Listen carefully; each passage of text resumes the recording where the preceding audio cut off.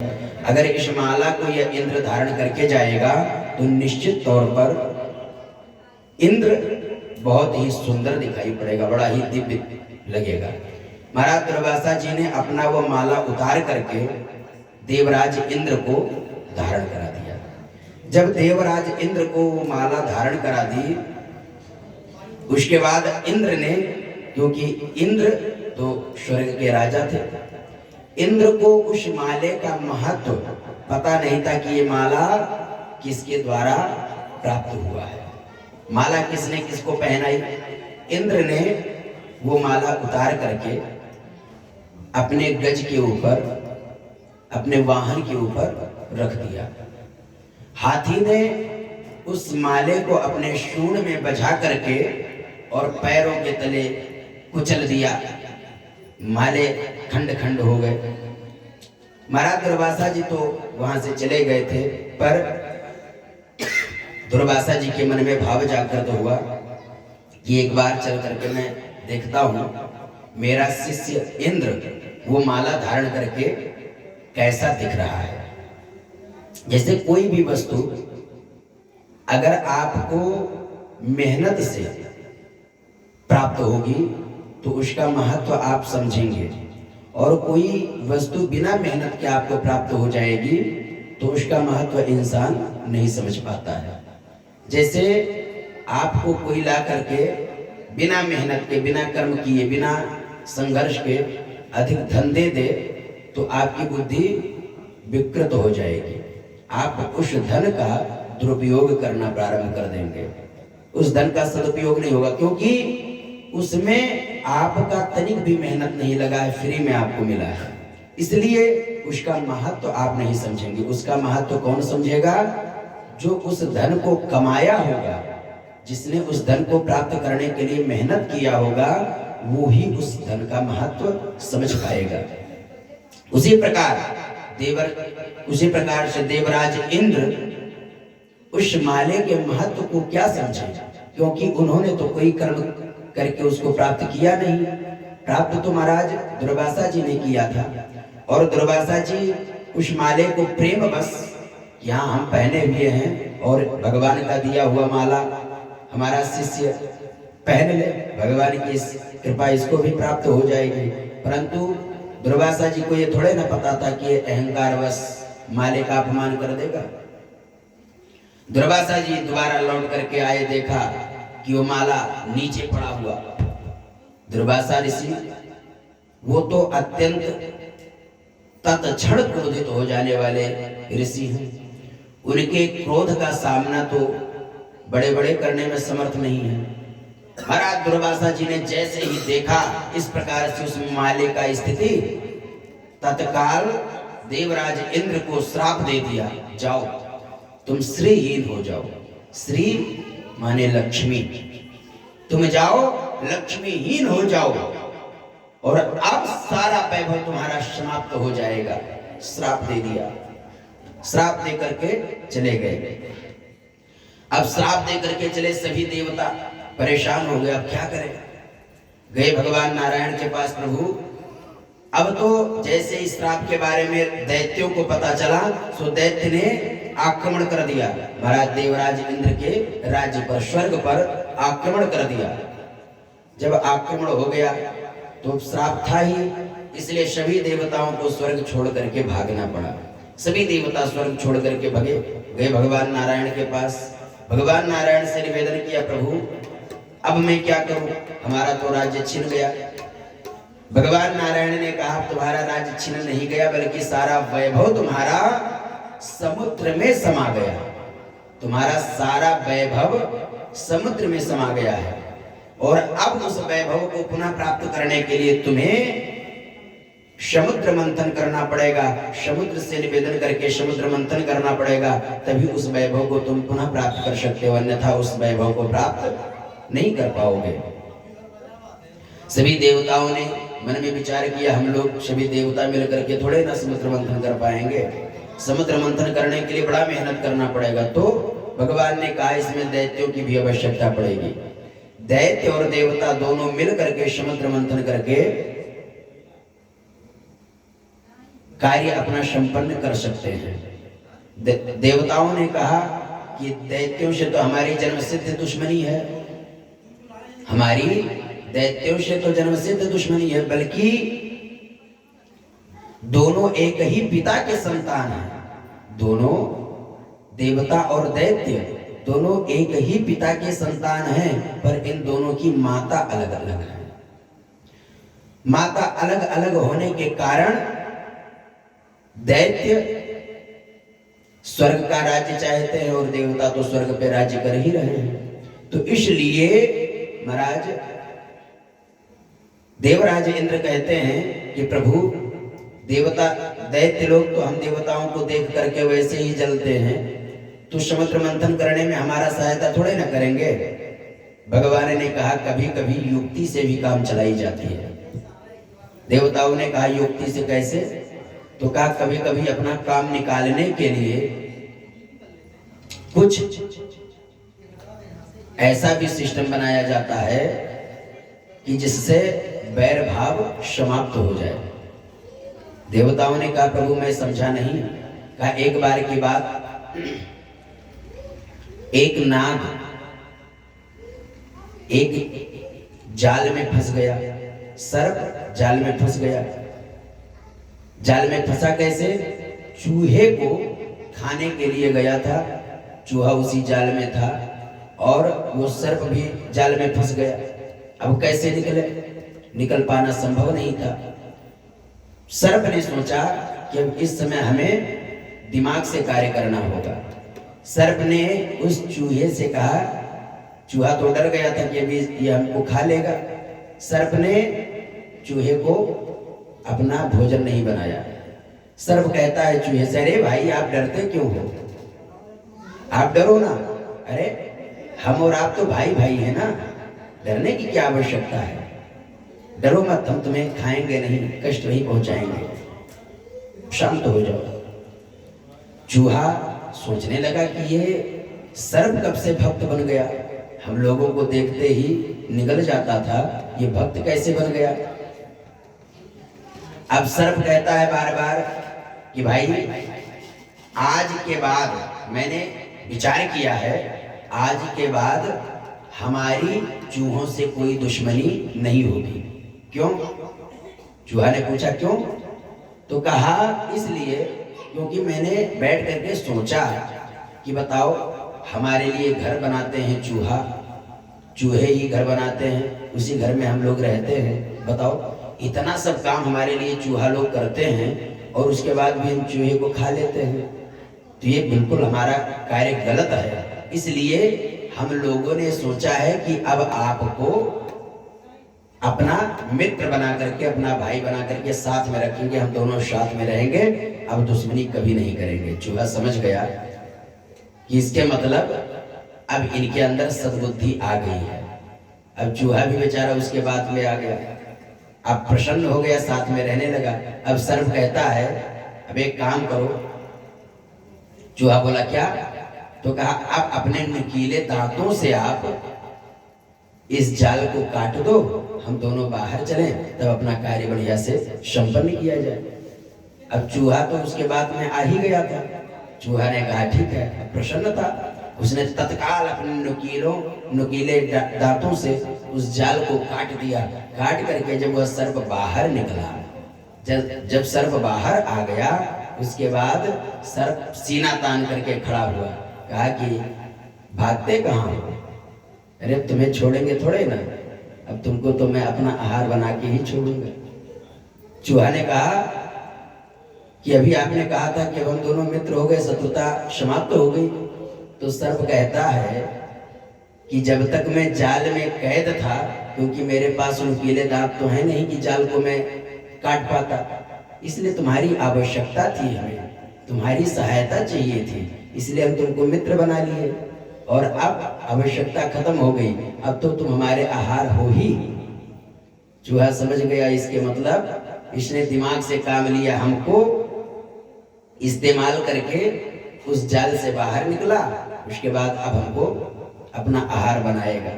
चूहा बेचारा कुछ नहीं कर सकता, उसको आहार बनना पड़ा। भगवान ने कहा उसी प्रकार से देवताओं आप लोग भी युक्ति बनाइए, उसी प्रकार आप लोग भी दिमाग से काम कीजिए। आपकी गर्ज है, आपकी आवश्यकता है, तो जाओ इसी प्रकार से दैत्यों से भी आप मित्रता कर लो, और जब दैत्य आपके मित्र बन जाएंगे फिर उसके बाद तो कार्य आपका बड़ा आसान हो जाएगा। देवताओं ने कहा प्रभु मैं समझ गया क्या करना है हम लोगों को। अब सभी देवता गए दैत्यों के पास, दैत्यों से कहा भाई अच्छा एक बात बताओ, हम और आप दोनों सगे भाई तो हैं? दैत्यों ने कहा हाँ बिल्कुल, उसमें कोई कहने वाली बात थोड़े ना है। तो कहा फिर आपस में हम लोग झगड़ा क्यों करते हैं? दैत्यों ने कहा इसलिए झगड़ा क्योंकि आप स्वर्ग के राजा बने हुए हैं, स्वर्ग आप लोग पाए हुए हैं और हम लोग इधर उधर भटकते हैं, इसलिए हमारा आपका हमेशा झगड़ा रहता है। देवताओं ने कहा अच्छा एक बात बताओ, अगर हम दोनों भाई एक साथ में रहे तो ठीक रहेगा कि नहीं? दैत्यों ने कहा कि बिल्कुल ठीक रहेगा, लेकिन ये संभव कैसे होगा? आप लोग हमको अपने पास थोड़े न रखोगे। देवताओं ने कहा नहीं, हम लोगों का मन बदल गया है, अब हम चाहते हैं कि झगड़ा बवाल न करें, आपस में एकता बना करके रहें, और एकता बना करके रहने में बहुत ही आनंद होता है। दैत्यों ने कहा ये बात तो ठीक है। तब देवताओं ने कहा तो जब एकता हम लोग बना करके रहेंगे तो बहुत अच्छा रहेगा, और एक युक्ति हमारे दिमाग में और आई है। दैत्यों ने पूछा क्या? तो कहा हम लोग चल करके साथ में मिल करके समुद्र मंथन करें, उसमें से अमृत निकलेगा, और वो अमृत जैसे ही निकलेगा तो हम सभी भाई उसको पी लेंगे, और पी करके हम सब अमर हो जाएंगे। तो कदाचित अगर झगड़ा लड़ाई होता भी है तो हम लोग चाहे अपना झगड़ा करें लेकिन मरेगा कोई नहीं। अपना झगड़ा लड़ाई तो होता रहेगा लेकिन मरेगा कोई नहीं, सब जीवित रहेंगे। ये बात दैत्यों के समझ में आ गई। दैत्यों ने कहा ये बात तो बहुत अच्छा है, ठीक है हम तैयार हैं, चलो। अब देवता और दैत्य दोनों समुद्र मंथन के लिए पूर्ण रूप से तैयार हो गए। समुद्र मंथन के लिए तैयार हो गए। जैसे समुद्र मंथन के लिए तैयार हुए, भगवान नारायण को पता चला। भगवान नारायण कहते हैं कि समुद्र मंथन ऐसे ही संपन्न नहीं हो सकता है। इस समुद्र मंथन के लिए आपको बहुत बड़ा बड़ा कार्य करना पड़ेगा। बोले क्या क्या करना पड़ेगा प्रभु बताइए? तो कहा समुद्र मंथन आप किससे करेंगे? इसके लिए भयानक कोई पहाड़ होना चाहिए, भयानक रस्सी होनी चाहिए जिससे बांध करके हम लोग समुद्र मंथन करें। कैसे करोगे समुद्र मंथन? जब भगवान ने ऐसा कहा, देवताओं ने प्रभु से कहा प्रभु हम लोगों को तो ऐसा ज्ञान है नहीं कि किससे क्या किया जाए समुद्र मंथन, क्या लाना पड़ेगा, ये तो आप ही बता सकते हैं। भगवान कहते हैं अब आप लोग मेरी बातों को ध्यान पूर्वक सुनो। अगर समुद्र मंथन करना चाहते हो, समुद्र मंथन करना चाहते हो तो सबसे पहले मंदराचल पर्वत को लाने का यत्न करो। मंदराचल पर्वत जब आएगा तो उसके बाद आपको बासुकी नाग को लेकर के आना पड़ेगा, क्योंकि बासुकी नाग ही मंथन करने में सहायता प्रदान कर सकते हैं। अब देवता और दैत्य दोनों गए उस मंदराचल पर्वत को उठाने के लिए। मंदराचल पर्वत देवताओं और दैत्यों से उठने का नाम ही नहीं लेता, नहीं उठ रहा था। सब थक गए उठाते उठाते, लेकिन किसी से उठा नहीं। भगवान को देवताओं ने बुलाया, भगवान पहुंचे।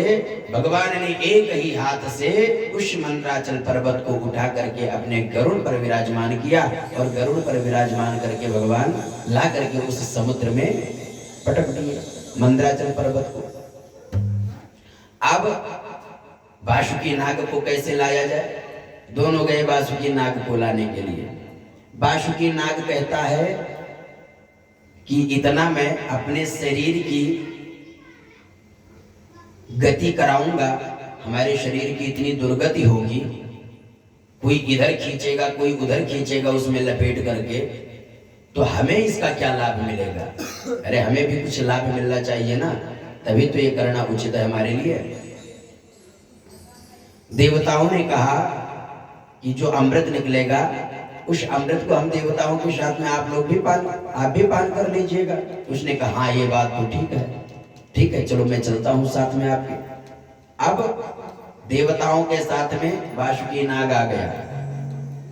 अब वासुकी जी जब आए तो वासुकी जी ने कहा कि मेरे मुख की तरफ कौन रहेगा, क्योंकि मेरे मुख से भयानक विष निकलता है और उस विष की गर्मी से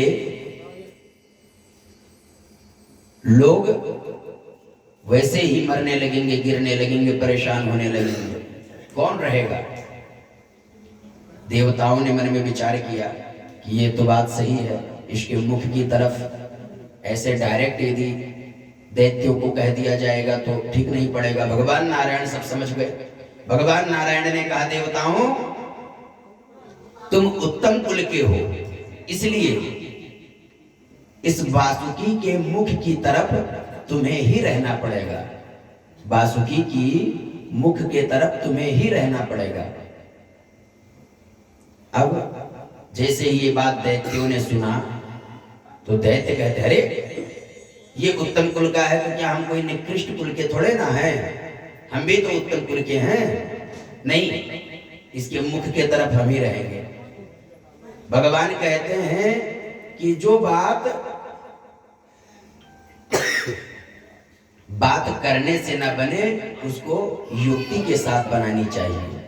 अपने किसी शत्रु के सामने आप ऐसी बात कर दें, कोई तीसरा व्यक्ति कर दे, दो लोग खड़े हों आपस में शत्रु, और कोई तीसरा व्यक्ति ऐसा कह दे ये कार्य फला व्यक्ति कहाँ कर सकता है, ये कार्य तो आप बड़े आसानी से कर सकते हो, तो उसके अंदर एक जोश आ जाएगा कि हाँ ये कर सकते हैं, हम क्यों नहीं कर सकते, तो वो सबसे पहले उसको करने का प्रयास करेगा। उसी प्रकार भगवान ने कहा कि ये तो उत्तम कुल के देवता हैं, इसलिए मुख के तरफ रहेंगे इस वासुकी के। दैत्यों ने कहा नहीं हम उत्तम कुल के हैं, मुख के तरफ हम लोग रहेंगे, पूंछ हम लोग नहीं पकड़ेंगे। भगवान ने कहा अगर आपकी ऐसी इच्छा है तो ठीक है, आप ही लोग मुख के तरफ हो जाइए, देवता ही छोटे बन जाएंगे। अब देवता लोग पूंछ के तरफ हो गए और दैत्य सब मुख के तरफ हो गए वासुकी के। समुद्र मंथन प्रारंभ हुआ। उस नाग के भयानक गर्मी से पूरा दैत्य मंडल आक्रांत हो गया, परेशान हो गया। और क्या हुआ, जैसे मंदराचल पर्वत को रखा गया तो उस समय मंदराचल पर्वत सीधा समुद्र में समाहित होता जा रहा था, सीधा धंसता जा रहा था, समुद्र में रुक ही नहीं रहा था। तो भगवान ने तत्क्षण कच्छप अवतार लिया। कच्छप अवतार, कछुआ का अवतार धारण करके प्रभु ने जाकर उस मंदराचल पर्वत को पुनः ला करके ऊपर स्थापित किया। तब ये समुद्र मंथन प्रारंभ हुआ। और समुद्र मंथन प्रारंभ हुआ, सभी दैत्य कहते हैं बहुत गलती की है हम लोग, जो बात ही बात में आकर के हम लोगों ने मुख के तरफ पकड़ना स्वीकार किया। अब क्या करें, भयानक विष के प्रभाव से सब दैत्य लोग जलते जा रहे थे, परेशान थे। पर अब तो जो स्वीकृति मिल गई है उसको तो करना ही है। सभी दैत्य और देवता तो प्रसन्न है, क्योंकि देवताओं को पूंछ के तरफ कोई दिक्कत नहीं है। अब भयानक समुद्र मंथन प्रारंभ हुआ। जब समुद्र मंथन प्रारंभ हो गया तो समुद्र मंथन से सबसे प्रथम वस्तु विष निकला, जहर। और इतना भयानक विष कि उस विष को ग्रहण कर पाना संभव ही नहीं था। कोई भी उस विष को ग्रहण नहीं कर सकता था, इतना खतरनाक विष था।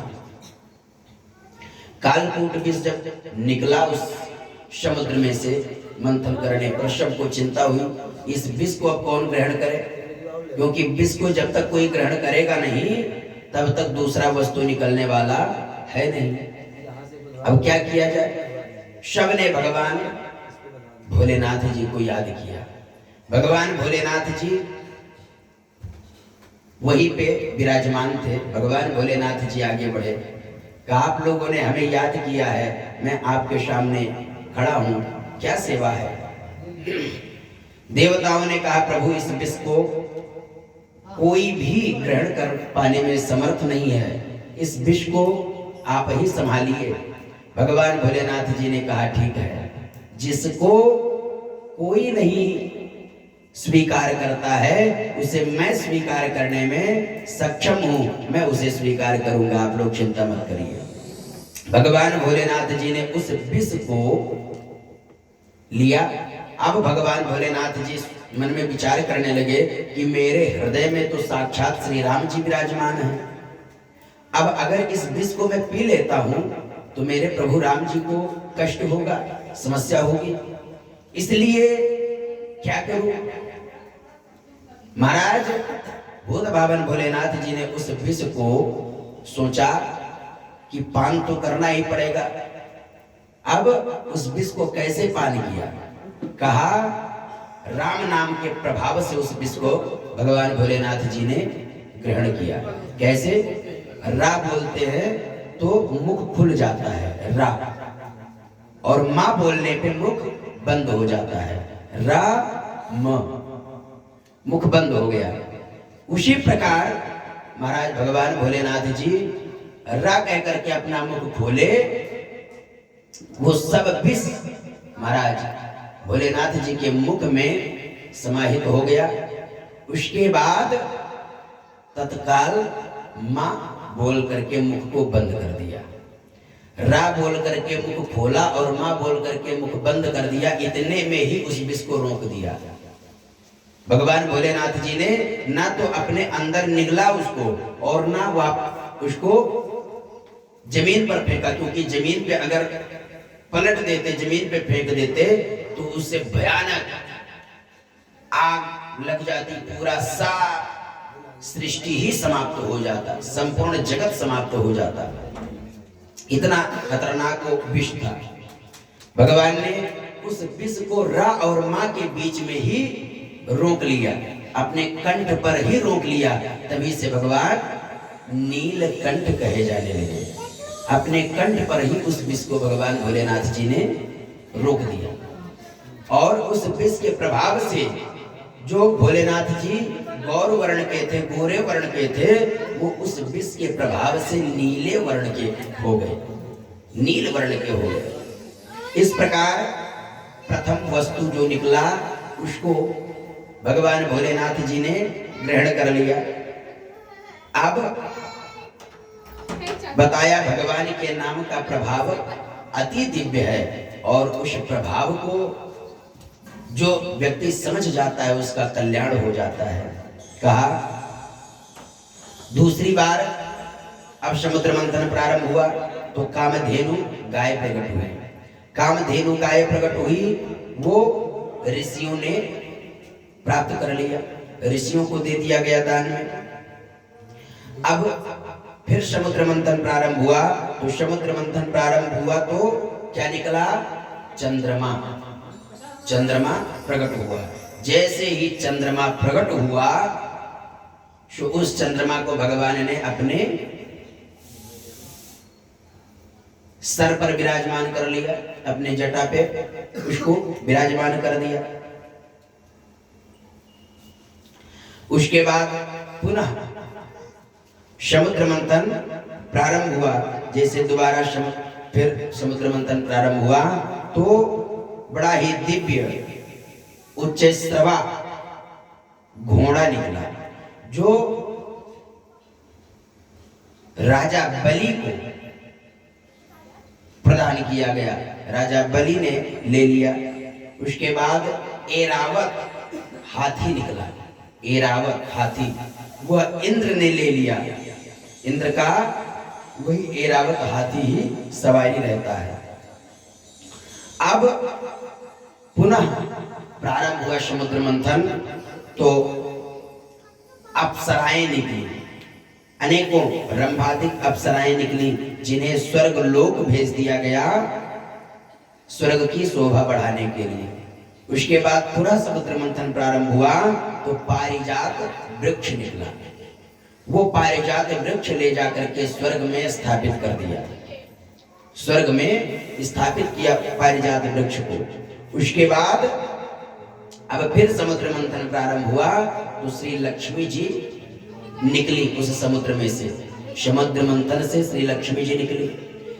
सब लक्ष्मी जी को देख रहे हैं कि अब ये सुंदरी निकली है, इसको कौन स्वीकार करेगा। तो लक्ष्मी जी बाहर निकली। लक्ष्मी जी ने कहा सबको, सब लोग बैठ जाओ, मैं जिसके गले में ये वरमाला डाल दूंगी वही मेरा पति कहलाएगा। अब लक्ष्मी जी खड़ी हैं सामने। सभी देवता ब्रह्मा विष्णु महेश इत्यादि सभी बैठ गए लाइन से। सबको देखते हुए माता लक्ष्मी जी जा रही हैं, पर कोई भी लक्ष्मी जी के समझ में नहीं आ रहा है कि किसी को माला पहनाया जाए। एक साइड में भगवान नारायण बैठे हुए थे। भगवान नारायण को जब माता लक्ष्मी जी ने देखा तो समझ लिया कि ये मेरे अनुकूल हैं और यह वरमाला इन्हीं के गले में पड़ना चाहिए।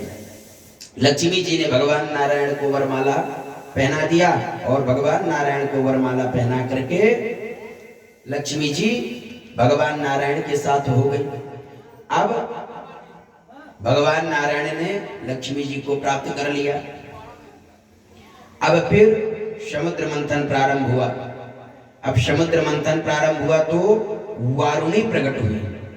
वारुणी उसे दानवों को दे दिया गया, दैत्यों को दे दिया गया।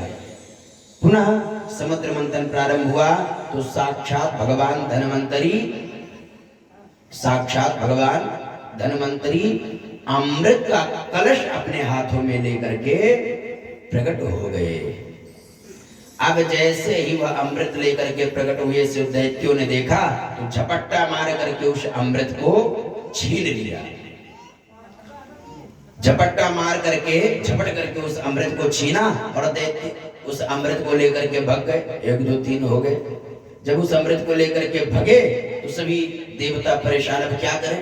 भगवान नारायण ने तत्क्षण दैत्यों के पीछे जाकर के भगवान नारायण ने एक दिव्य योजना बनाई। भगवान नारायण ने कहा कि जब मेरे योजना के अनुसार ये समुद्र मंथन हुआ और ये अमृत निकला है तो ये अमृत मैं दैत्यों को पीने नहीं दूंगा।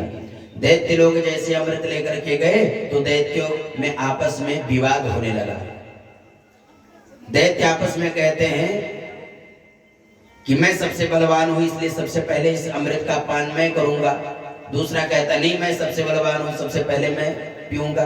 इसी प्रकार से आपस में बाता कहानी दैत्यों में हो रही थी। अब इस बाता कहानी को देखते हुए भगवान ने एक दिव्य सुंदर बहुत दिव्य मोहिनी रूप बनाया।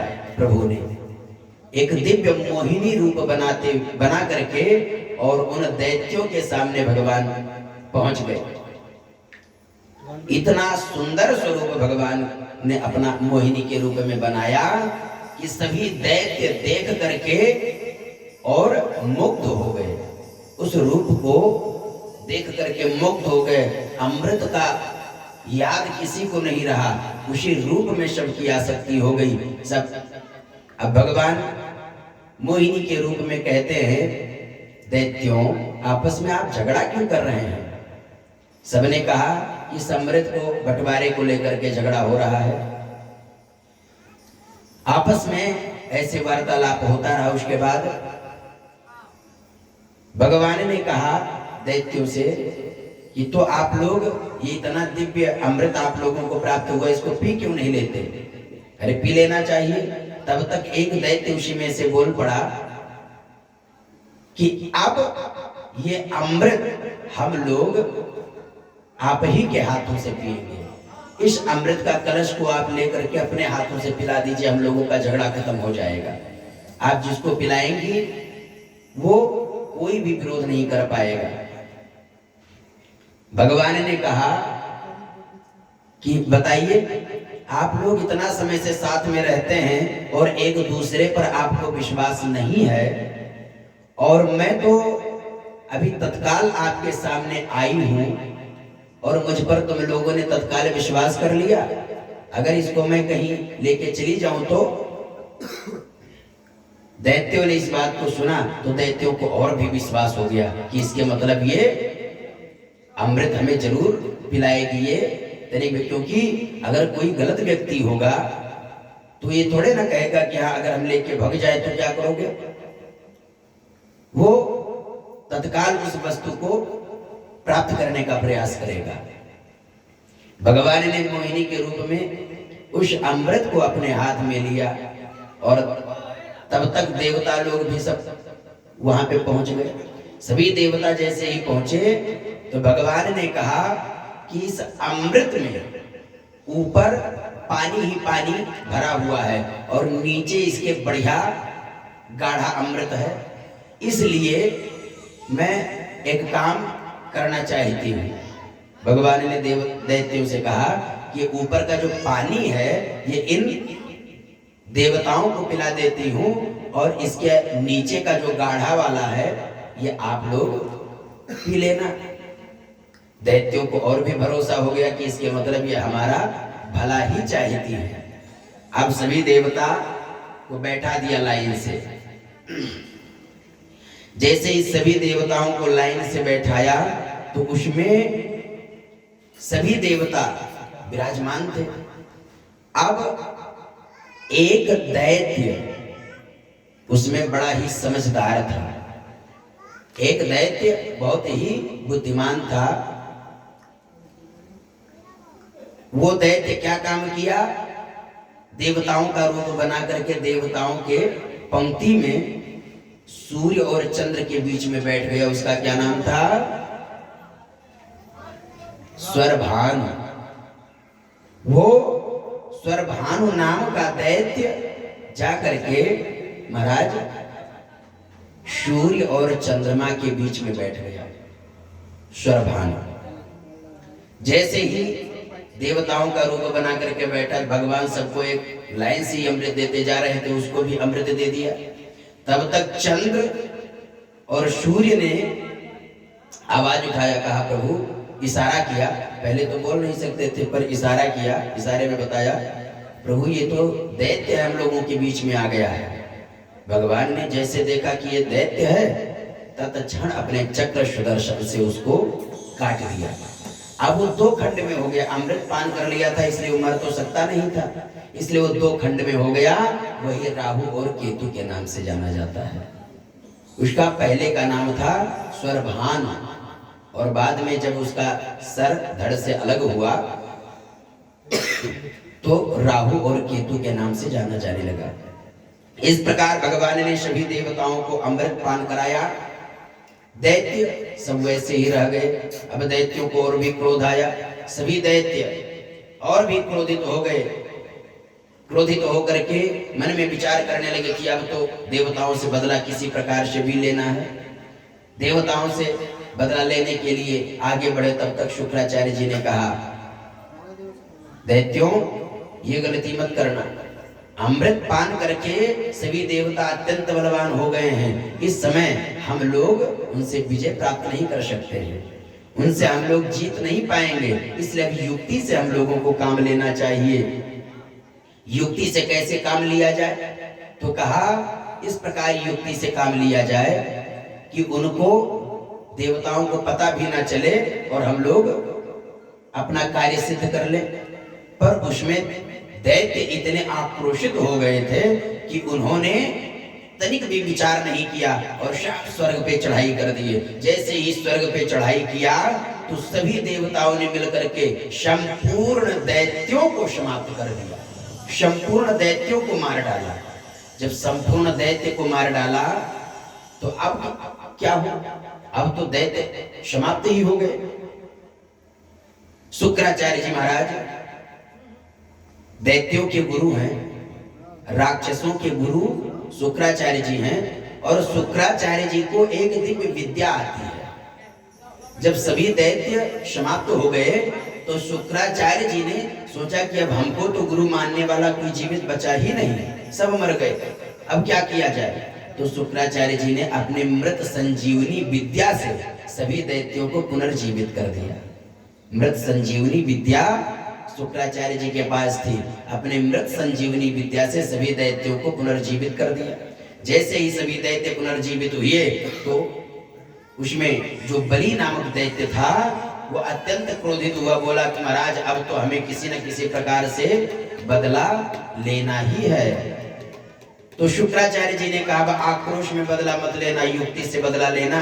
बोले कैसे? तो कहा अब आप एक काम करो, क्योंकि देवताओं के साथ में भगवान नारायण है और भगवान नारायण के रहते भी हम लोग देवताओं का कुछ बिगाड़ नहीं सकते हैं। अब मैं तुम्हें मार्ग बताता हूं, उस मार्ग से कार्य करो। बोले क्या? तो कहा अब आप लोग ब्राह्मणों का सेवा करना प्रारंभ कर दो, इतना अधिक ब्राह्मणों का सेवा करना प्रारंभ कर दो कि ब्राह्मण तुम्हारे ऊपर पूर्ण रूप से प्रसन्न हो जाएं। और ब्राह्मण सेवा करने वाले व्यक्ति को भगवान कभी भी नुकसान नहीं पहुंचाते हैं। सभी दैत्यों में से बलि ने कहा ठीक है प्रभु। उसी समय से लंबी लंबी दंडवत ब्राह्मणों को करने लगे। धीरे धीरे कुछ समय के पश्चात ब्राह्मण जब बहुत प्रसन्न हो गए, समझ गए कि ये बलि हमको बहुत सम्मान करता है, हम लोगों को बहुत सम्मान देता है, सभी ब्राह्मणों ने मिल करके बलि को आशीर्वाद दिया। अपने तपोबल से ब्राह्मणों ने अपने तपोबल से, अपने प्रताप से एक बहुत दिव्य तेजोमय रथ का निर्माण करके उस बलि को प्रदान किया। तेजोमय रथ को प्रदान किया। उस रथ को देख करके बड़े बड़े देवता डर करके भग जाते थे तुरंत। अब उसी रथ से बलि गया, स्वर्ग पर चढ़ाई कर दिया। अब देवता उस रथ को जैसे ही देखे तो उस तेज को, ऋषियों के तप के तेज को देखकर, ब्राह्मणों के तप के तेज को देख करके सभी देवता आश्चर्यचकित, परेशान, उसका सामना करने में कोई सक्षम ही नहीं। अपने गुरुदेव बृहस्पति से देवताओं ने पूछा कि गुरुदेव ये क्या है, क्या हम लोगों के पास आया, इतना भयानक दैत्यों ने क्या प्राप्त कर लिया। गुरु बृहस्पति ने देखा, ध्यान लगा करके, तो कहा देवताओं अब यहाँ से स्वर्ग छोड़ करके हम लोगों को भागना ही पड़ेगा, क्योंकि इस रथ का सामना हम लोग कर नहीं सकते हैं, क्योंकि इन दैत्यों के ऊपर ब्राह्मणों की कृपा हो गई है और ब्राह्मणों की कृपा के सामने साक्षात भगवान भी नतमस्तक हो जाते हैं, भगवान भी उनका सामना नहीं कर सकते हैं।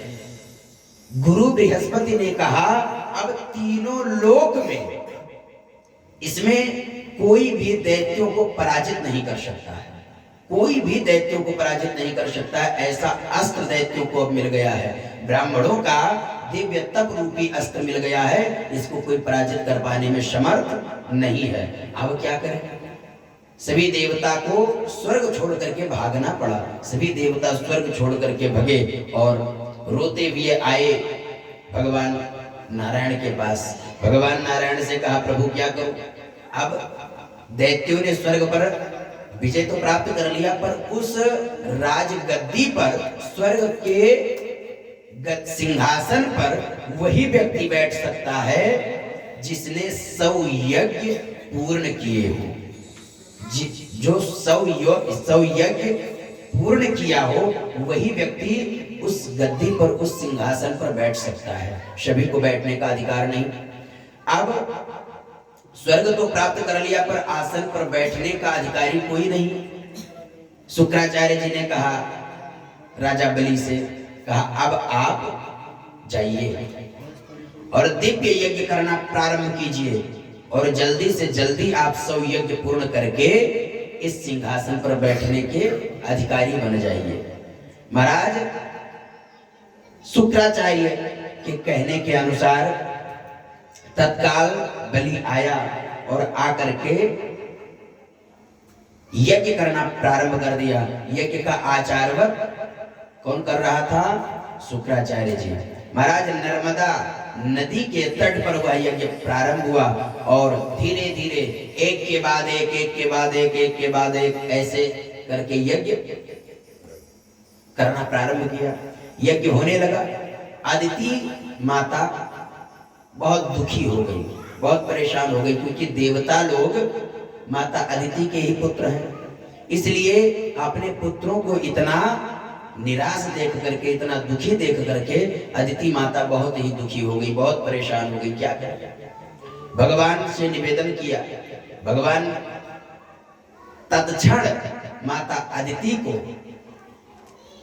संकेत दिए। भगवान ने कहा माता अदिति से, कहा प्रभु हमारे बच्चे इधर उधर भटक रहे हैं, परेशान हो रहे हैं, अपने राज्य को खो चुके हैं। प्रभु कोई कृपा कीजिए जिससे ये राज्य इनका वापस प्राप्त हो सके। भगवान ने माता अदिति को कहा फाल्गुनस्यामले पक्षे द्वादशाहं पयोव्रतः। भगवान ने माता अदिति से कहा कि आप फाल्गुन शुक्ल पक्ष में 12 दिन का एक दिव्य व्रत होता है, जिस व्रत को कहा जाता है पयोव्रत। पयोव्रत, उस व्रत में सिर्फ दुग्ध पान किया जाता है। दुग्ध पान करके वह व्रत रहा जाता है। बड़े दिव्य भाव में उसका पूजा पाठ होता है। भगवान ने कहा उस पयोव्रत को तुम सही ढंग से करना प्रारंभ कर दो, निश्चित तौर पर तुम्हारे पुत्रों का हर संकट समाप्त हो जाएगा। माता अदिति ने वो पयोव्रत करना प्रारंभ किया और उस पयोव्रत के प्रभाव से भगवान प्रसन्न होकर के 12 दिन का पयोव्रत पूर्ण हुआ। भगवान प्रसन्न होकर के 52 रूप में अवतार ग्रहण किए। 52 अंगुल के भगवान अवतार ग्रहण किए और अवतार ग्रहण करके दिव्य, जैसे ही भगवान ने इस प्रकार से अवतार ग्रहण किया तो सब प्रसन्न प्रमुदित हो गए, आनंदित हो गए। भगवान का यह अवतार बड़ा ही सुंदर, बहुत ही दिव्य था। 52 अंगुल के मात्र भगवान थे, मात्र 52 अंगुल के। कहा हरि ने 52 रूप बनायो। भगवान ने दिव्य 52 रूप बनाया। कहा सुंदर भाव में हरि ने 52 रूप बनायो। हरि ने 52 रूप बनायो। हरि ने 52 रूप बनायो। हरि ने 52 दर्शन दे मात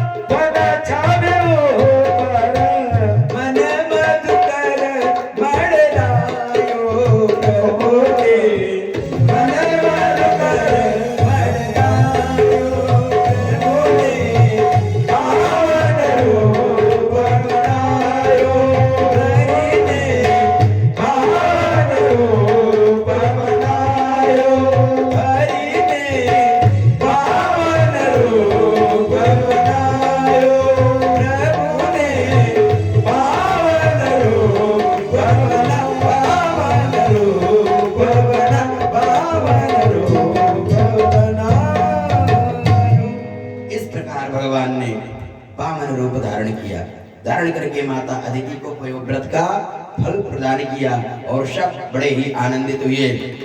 स्वयं विधाता ब्रह्मा ने प्रकट होकर के अपना कमंडलू वामन भगवान को प्रदान किया।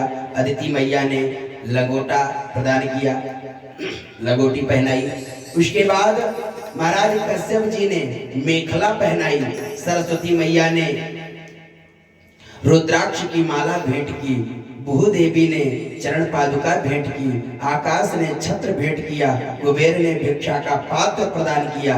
अन्नपूर्णा मैया ने भिक्षा प्रदान की। बृहस्पति ने गायत्री मंत्र फूंक करके यज्ञोपवीत संस्कार किए, यज्ञोपवीत पहनाया। इस प्रकार यज्ञोपवीत संस्कार होने के बाद अब दिव्य विप्र दिखाई पड़ने लगे। महाराज भगवान नारायण इंद्र के भाई बनकर के आए हैं, क्योंकि इंद्र की माता के घर में जन्म लिए, अवतार ग्रहण किए, तो इंद्र का भाई बन करके आए हैं। इसलिए भगवान का नाम पड़ गया उपेंद्र। उपेंद्र अर्थात उपेंद्र, उपेंद्र नाम भगवान नारायण का पड़ गया। अब भिक्षा में जो भी कुछ प्राप्त हुआ भगवान को, वह गुरु बृहस्पति को प्रदान कर दिया, बृहस्पति को दे दिया। उसके बाद गुरु बृहस्पति कहते हैं भगवान से कि अब आप जा करके हमारे लिए एक भिक्षा मांग करके लाओ, किसी प्रकार से वह भिक्षा मांग करके आप लाओ, हमें प्रदान करो, तभी मैं आपको असली शिष्य मानूंगा। भगवान ने कहा क्या? तो कहा हमारा स्वर्ग आप भिक्षा में ला करके हमें वापस कर दीजिए। भगवान ने कहा ठीक है। भगवान ने चल दिया। भगवान चल दिए वामन रूप में, छोटे से नन्हे से भगवान चल दिए और जहां राजा बलि यज्ञ कर रहा था वहां पर भगवान पहुंच गए। छाता लिए हुए हैं, एक लंगोटी धारण किया हुआ है, यज्ञोपवीत शरीर पर दिखाई पड़ रहा है, चंदन लगा हुआ है, दिव्य रुद्राक्ष की माला गले में पड़ी हुई है और चरणों में चरण पादुका खड़ाऊ पहने हुए हैं। इस प्रकार से इतना दिव्य स्वरूप दिखाई पड़ा। महाराज बलि यज्ञ मंडप में बैठ करके यज्ञ कर रहे थे। जैसे इस दृश्य को देखा, इस सुंदर स्वरूप को देखा, सो महाराज बलि से रहा नहीं गया और उठ करके वहां से आए। तत्क्षण इस दिव्य विप्र के चरणों में प्रणाम किया और कहा विप्रवर आपका कैसे आगमन हुआ, कृपा करके आप हमको पूर्ण रूप से बताइए। भगवान ने कहा कि मैं आपका बहुत नाम सुनते हुए आया हूं और सारा वृत्तांत भाग्य फल इत्यादि सब कुछ बताना प्रारंभ कर दिया। भगवान ने कहा इस प्रकार से तुम्हारा कुल है, ऐसा ये व्यवस्था है। आप तो और भी विश्वास और भी महाराज बलि भगवान पे विश्वास करने लगे। अरे ये तो ब्राह्मण पुत्र इतना छोटा होकर के भी इतना दिव्य ज्ञानी है, इतना ज्ञान है और भी प्रसन्न। अब बलि ने कहा कि आपको हमसे कुछ मांगना पड़ेगा, आप बताइए मैं आपके लिए क्या कर सकता हूं। भगवान ने कहा कि आप मेरे लिए कुछ भी नहीं कर पाएंगे, कुछ भी मत करिए। उसने कहा नहीं, बिना कुछ व्यवस्था किए मैं आपको यहाँ से जाने नहीं दूंगा। आप कहिए तो आपके लिए सुंदर कन्या देख करके आपके ही जैसा 52 अंगुल का कन्या देख करके आपका विवाह करा दे, या तो आप कहिए तो आपको हम धन वैभव दे दे, आपका दिव्य घर बनवा दे, या जो भी कहिए आपको हम प्रदान करें। भगवान ने कहा ये सब कुछ भी हमें नहीं चाहिए। बहुत ज्यादा जब निवेदन किया बलि ने, भगवान ने लास्ट में कहा कि अगर कुछ देना ही चाहते हो तो हमें आप मात्र 3 अंगुल भूमि प्रदान कर दीजिए। मात्र 3 अंगुल, 3 पग भूमि आप हमको प्रारंभ कर दीजिए, प्रदान कर दीजिए। 3 पग। अब 3 पग भूमि 52 अंगुल का बालक अब अगर नापता है तो महाराज बलि ने सोचा कि 3 पग भूमि इनके तो मात्र खड़े होने भर का ही होगा, इनके पैरों से नापा जाएगा। 3 पग भूमि मतलब क्या है? कुछ नहीं। सोचने लगे कि ये मांगते भी हैं तो जैसा इनका स्वरूप है उसी प्रकार से 3 पग भूमि मांग रहे हैं। ये सर्वथा मेरे लिए निंदा योग्य है, लोग मेरी निंदा करेंगे कि बताओ। महाराज बलि जो इतने दानी थे, इतना दान किया करते थे, वो मात्र एक ब्राह्मण को 3 पग भूमि दिए। कहते हैं नहीं, मैं आपको 3 पग भूमि नहीं दे सकता, इससे अधिक आपको मांगना पड़ेगा। भगवान ने कहा बस मुझे मात्र 3 पग भूमि चाहिए। 3 पग भूमि से 1 इंच अधिक नहीं दूंगा मैं, 1 इंच अधिक नहीं चाहिए हमें। बलि ने कहा कि उसमें तो आपको रहने भर का भी नहीं होगा।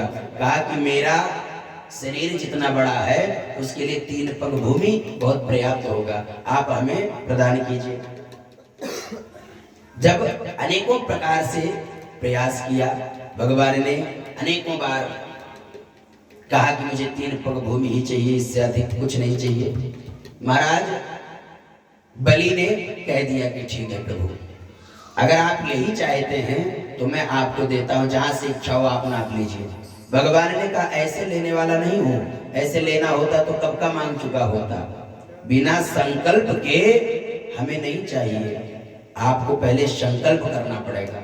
संकल्प, जैसे ही संकल्प का नाम लिया सो शुक्राचार्य जी बैठे हुए थे, उन्होंने सुना, समझ गए कि इसके मतलब कुछ दाल में काला जरूर है, ये बलि के साथ में छल होने जा रहा है। शुक्राचार्य जी आकर के बलि के कान में धीरे से कहते हैं कि संकल्प वगैरह मत लीजिएगा, नहीं तो फंस जाओगे आज। बलि कहता है कुछ भी हो जाए, मैं फंस जाऊंगा ठीक है, लेकिन इतने सुंदर कोमल बालक को मैं बिना कुछ प्रदान किए मुझे चैन नहीं मिलेगा, कुछ भी हो जाए। शुक्राचार्य ने कहा कि भगवान नारायण हरि हैं, साक्षात आए हैं तुमको देवताओं के तरफ से तुमसे स्वर्ग मांगने के लिए, और तुम छिल जाओगे आज। कहा कुछ भी हो, पर आज मैं किसी भी कीमत पर इसको 3 पग भूमि दे करके ही मानूंगा, कुछ भी हो जाए। लाख मना किए शुक्राचार्य जी, लेकिन महाराज बलि नहीं मानते हैं। जब महाराज बलि नहीं माने तो उस समय भगवान ने अपने कमंडल से बलि के हाथों में जल देना प्रारंभ किया कि लीजिए जल और आप संकल्प कीजिए। तो शुक्राचार्य जी ने मन में विचार किया कि ऐसे तो शिष्य मान नहीं रहा है, शिष्य के लिए कुछ भी किया जाए तो करना चाहिए शिष्य की रक्षा के लिए। अब जा करके शुक्राचार्य जी महाराज उस कमंडल के जो छिद्र था उस छिद्र में बैठ गए। टोटी वाला कमंडल था तो उसके छिद्र में वो जाकर के बैठ गए। अब जैसे छिद्र में बैठे जल ही नहीं निकल रहा था। भगवान समझ गए कि इसके मतलब ये शुक्राचार्य का ही सब कार्य है। भगवान ने एक सीख उठाई और उठा करके उस छिद्र को साफ करने लगे कि कुछ फंस गया होगा इसलिए चल नहीं आ रहा है। भगवान ने जैसे सीख डाला सो शुक्राचार्य का एक आंख समाप्त हो गया, एक आंख उनकी चली गई। अब बेचारे खून से लथपथ बाहर निकल करके आए। इधर भगवान ने जल दे करके संकल्प दिया। संकल्प होने के बाद भगवान ने अपना विकराल रूप धारण किया। विकराल रूप धारण करके 2 पग में भगवान ने संपूर्ण सृष्टि को नाप लिया था, संपूर्ण जगत को भगवान ने, तीनों लोकों को मात्र 2 ही पग में भगवान ने नाप लिया था, 2 पग में। तीसरा पैर रखने का कोई जगह नहीं बचा था, कहां पे रखा जाए। तीसरा पैर रखने के लिए भगवान बलि से पूछते हैं तीसरा पैर कहां रखूं। बलि के समझ में नहीं आ रहा है कि मैं क्या बताऊं। भगवान ने कहा तुमने संकल्प किया है दान देने के लिए, और संकल्प करने के बाद जो दान नहीं देता है, चाहे जितना बड़ा पुण्यात्मा क्यों ना हो, संकल्प करने के बाद जो दान नहीं देता है उसको तत्काल नरक में ढकेल दिया जाता है। तो अगर देने में समर्थ नहीं हो, बताओ, तत्काल भगवान ने गरुड़ को आदेश दिया कि इसको बांध लो, बलि को बांध करके ले चलो, नरक में पटक दो इसको। बांध लिया। बहुत खरी खोटी भगवान ने सुनाना प्रारंभ किया, तुम अपने आप को बड़े दानी बनते थे ना, तुमने हमको 3 पग भूमि दान में नहीं दिया। बलि सब सुनता रहा, सुन करके उसने विचार किया क्या करूं, कोई दूसरा मेरे पास विकल्प नहीं है। बलि ने भगवान से हाथ जोड़ करके निवेदन किया और बलि बैठ गया। बलि ने भगवान से कहा प्रभु तीसरा पैर आप मेरे सर पे रख दीजिए, मेरे मस्तिष्क पर रख दीजिए, क्योंकि इससे अधिक श्रेष्ठ स्थान कोई दूसरा नहीं है। क्योंकि सर पे जब आपका पैर पड़ जाएगा तो वह पूर्ण रूप से आपका 3 पग का संकल्प पूर्ण हो जाएगा। भगवान ने कहा ठीक है। भगवान ने राजा बलि के सर पर अपना तीसरा पैर रख दिया। जैसे ही तीसरा पैर बलि के सर पर रखा, तो भगवान तत्काल प्रसन्न होकर के बलि से कहते हैं मैं तुम्हारे इस पावन पवित्र कार्य से बहुत ही प्रसन्न हूं, बहुत अधिक प्रसन्न हूं। और आज तुमने ये सिद्ध कर दिया कि एक दानी के लिए आत्मसमर्पण भी बहुत छोटा चीज जान पड़ता है। आज मैं समझ गया कि तुम्हारे अंदर विप्रों के प्रति और भगवत चरणारविंदों में अनन्य प्रेम है। इसलिए आज मुझसे कुछ मांगो, क्या चाहते हो। जब महाराज शुक्राचार्य जी ने देखा कि अब तो जो होना था सो हो गया, अब 3 पग भूमि भी भगवान ने ले लिया, राजा बलि ने दे दिया। उसके बाद अब तो मेरा कुछ बस चला नहीं, बेवजह में शत्रु बन करके खड़ा हो गया, बीच में बेवजह में अड़ंगा बन गया। इसलिए भगवान के पास में शुक्राचार्य जी आए और आकर के कहा प्रभु मुझे माफ कीजिएगा, मुझसे बहुत बड़ी गलती हुई। भगवान ने कहा कोई गलती नहीं हुई, जाओ तुम अपने यज्ञ को संपन्न करो जाके। शुक्राचार्य कहते हैं कि यज्ञ में व्यवधान उत्पन्न हो गया, इसलिए अब यज्ञ कैसे संपन्न हो। भगवान ने कहा कि कोई व्यवधान नहीं, सारा व्यवस्था तुम्हारा उसी प्रकार से है, सारा सब व्यवस्थित है। शुक्राचार्य जी ने जैसे ही देखा, शुक्राचार्य जी अति प्रसन्न हुए। शुक्राचार्य जी कहते हैं अरे ये तो बहुत बड़ी सौभाग्य की बात है कि जिस यज्ञ में साक्षात भगवान नारायण प्रकट हो गए हो, उस यज्ञ को तो अपूर्ण कभी माना ही नहीं जा सकता है, वह यज्ञ तो वैसे भी पूर्ण हो गया। भगवान ने बलि से कहा कि अब मांगो मुझसे क्या चाहते हो। बलि ने कहा प्रभु मुझे आपसे कुछ भी नहीं चाहिए, बस एक ही वरदान आप हमको दीजिए। आप जब भी मेरा नेत्र खुले, जब भी मेरा नेत्र खुले, शास्त्रों में ये लिखा गया है, महाराज बलि कहते हैं जब भी मेरा नेत्र खुले तो नेत्र के सामने आप ही का दर्शन मुझे प्राप्त हो। कुछ विद्वानों का मत है कि महाराज बलि ने मांगा कि हमारे सभी द्वार पर आपका पहरा हो, आप द्वार पे हमारे, जब भी मैं जिस द्वार से भी निकलूं उस द्वार पे आप हमको दर्शन दें। पर ऐसा अपना अपना अलग लोगों का मत है। पर दिव्य और योग्य विद्वानों का मत है कि राजा बलि ने कहा, प्रभु जब भी मेरा नेत्र खुले तो सामने आप ही का मुझे दर्शन प्राप्त हो। भगवान ने सोचा कि अब तो बहुत अच्छी ड्यूटी लग गई हमारी, अब तो हमें यहाँ से कहीं जाने का 1% भी फुर्सत नहीं मिलेगा। ये समाचार जाकर के देवर्षि नारद जी महाराज ने माता लक्ष्मी जी को बताया। माता लक्ष्मी जी रक्षाबंधन के पुण्य कार्य हेतु आई और महाराज बलि की बहन के रूप में आई। बलि के हाथों में रक्षा बांधा। बांधने के बाद दक्षिणा स्वरूप भगवान को प्राप्त करके वापस अपने वैकुंठ को प्रस्थान करती है। इस प्रकार श्री सुखदेव जी महाराज कहते हैं, परीक्षित ऐसा हमारे प्रभु दिव्य पावन रूप में अवतार ग्रहण करके अपने भक्तों का परम कल्याण किए हैं। और अब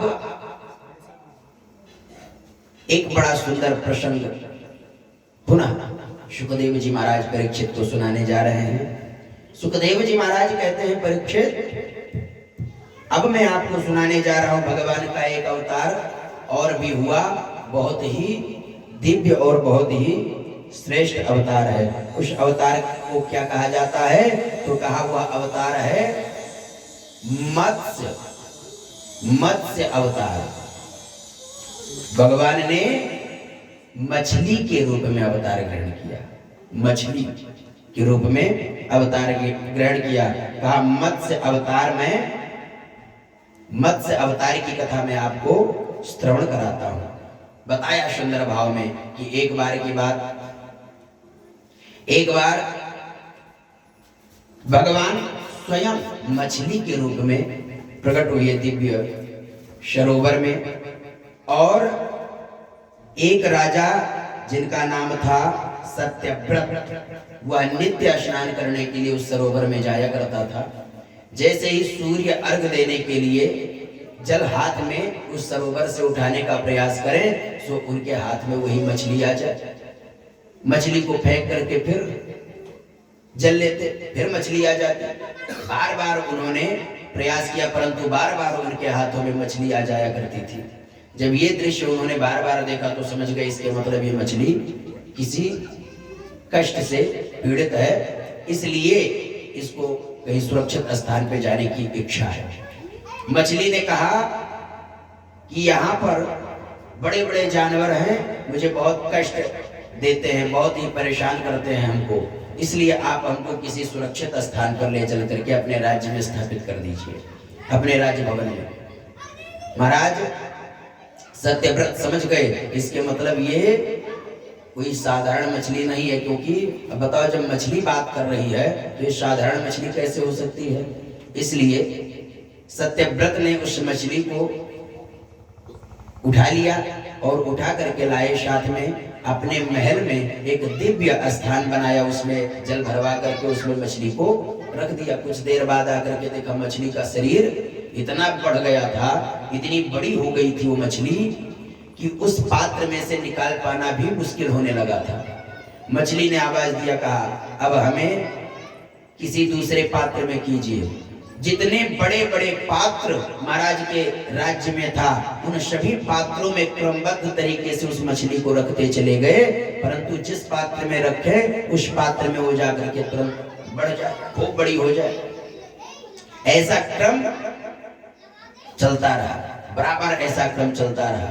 चलते चलते जब महाराज सत्यव्रत परेशान हो गया, तब वो हाथ जोड़ करके दीनहीन होकर के सामने खड़ा हो गया। कहा अब आपके सच्चाई से हम पूर्ण रूप से अनभिज्ञ हैं, कृपा करके आप अपने सच्चाई के बारे में हमें बताइए, आप कौन हैं और इस प्रकार से क्या करें, क्योंकि हमारे राज्य में अब कोई स्थान बचा नहीं जहां पर मैं आपको रख सकूं। इतना विकराल रूप हो गया था, इतनी बड़ी वो मछली बन गई थी कि कोई स्थान बचा नहीं जहां पे उसको रखा जा सके। तब भगवान अपने वास्तविक रूप में आए और भगवान वास्तविक रूप में आकर के सत्यव्रत से कहा, सत्यव्रत मैं आज यहाँ पर इसलिए अवतार ग्रहण करके आया हूं कि 7 दिन के बाद, 7 दिन में ये पूरा समुद्र के प्रकोप से पूरा प्रलय आने वाला है, संपूर्ण रूप से प्रलय आने वाला है, इसलिए हम तुम्हारे पास आए हैं। कहा उस प्रलय के समय में पृथ्वी दिव्य नौका का स्वरूप धारण करके तुम्हारे पास आएगी, सप्तऋषि भी उसमें बैठे होंगे और उसी में अपनी जड़ी बूटियों सहित तुम भी बैठ जाना और बैठ करके मुझ मत्स्य के सींग से वासुकी नाग को रस्सी बना करके उस नौका को बांध लेना। ऐसा कह करके भगवान अंतर्ध्यान हो गए। वही हुआ, नौका बनी, पृथ्वी आई, सत्यव्रत मनु उसमें बैठ गए। भगवान ने बड़ा